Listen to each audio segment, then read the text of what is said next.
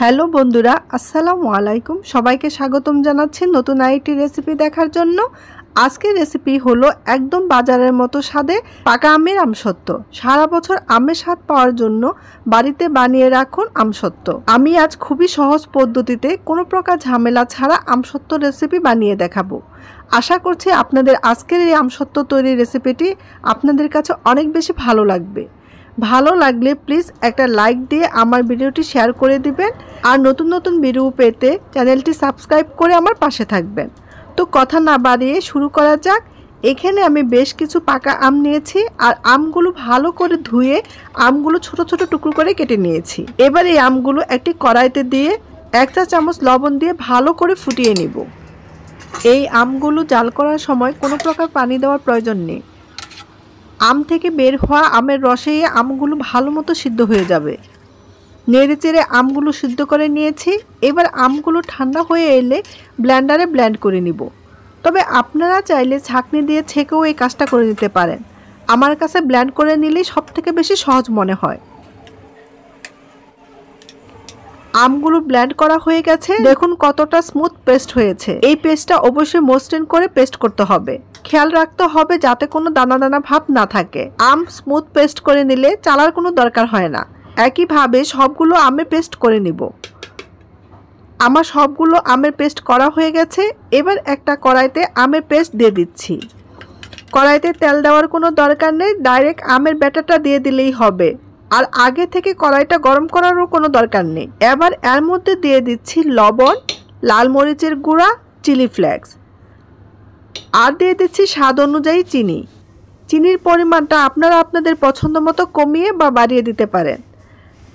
আম যদি খুব বেশি টক হয় তাহলে চিনির পরিমাণটা বাড়িয়ে দিবেন। সব আম কিন্তু একরকম মিষ্টি হয় না, তাই আমের মিষ্টি কম বেশি হলে সেই অনুপাতে চিনিটা অ্যাড করবেন। তবে আমসত্ত্বটা হালকা টক মিষ্টি হলেই বেশি খেতে মজা লাগে। সব কিছু দেওয়া হয়ে গেছে এবং ভালো মতো মিশিয়েও নিয়েছি। এবার চুলাটা অন করে দিলাম।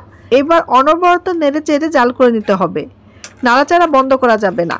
নাড়া বন্ধ করলে প্যানের তলানিতে লেগে যাবে আর নিচে লেগে গেলে আমসত্ত্বের যে আসল ফ্লেভার আছে তা নষ্ট হয়ে যাবে আর তখন আমসত্ত্বটা খেতে একদমই ভালো লাগবে না। পুরো প্রসেসটা মিডিয়াম টু লোতে রেখে করতে হবে। এভাবে অনবরত নাড়তে থাকলে এক সময় দেখবেন আমের মিশ্রণটা ঘন হয়ে আসছে। এই যে আমের ব্যাটারটা বেশ ঘন হয়ে গেছে, এবার চুলা থেকে নামিয়ে নিব। এবার আমসত্ত্বটা সেট করার জন্য এখানে একটা থালা নিয়েছি আর এই থালার উপর দিয়ে দিচ্ছি একটি কাগজ। এই কাগজটা আমি চালের বস্তা থেকে কেটে নিয়েছি। এবার এতে সামান্য তেল লাগিয়ে নিচ্ছি। এতে করে আমসত্ত্বটা শুকিয়ে গেলে সুন্দর মতো উঠে আসবে। এবার আমের মিশ্রণটা দিয়ে ঘুরিয়ে ঘুরিয়ে চারদিক সমান করে ছড়িয়ে নিব। মজাদার ম্যাঙ্গো বার বা পাকা আমের আমসত্ত্বের রেসিপিটা অবশ্যই বাসায় ট্রাই করবেন। এটা আসলেই অনেক বেশি টেস্টি হয় আর সব থেকে বড় কথা বানানো একেবারে ইজি, উপকরণও কম লাগে। এই আমের সিজনে আমসত্ত্ব একবারে বেশি করে বানিয়ে নিন আর সারা বছর সংরক্ষণ করে রাখুন। আমের মিশ্রণটা দেওয়া হয়ে গেছে। এবার এটা কড়া রোদে শুকিয়ে নিব। আমি যেহেতু আমসত্ত্বটা ছাদে রোদে দিব তাই একটা মশারির কাপড় উপরে দিয়ে দিলাম। এতে করে কোনো ময়লা পড়বে না, আবার পশু পাখিতেও মুখ দিতে পারবে না।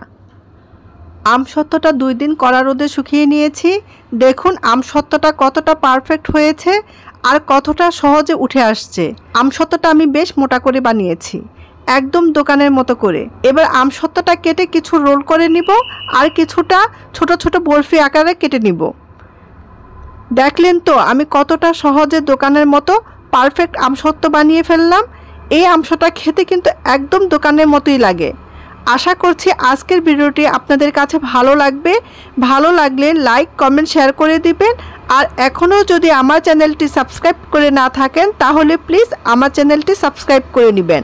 আজ এখানেই রাখছি। সবাই ভালো থাকবেন, সুস্থ থাকবেন। আল্লাহ হাফেজ।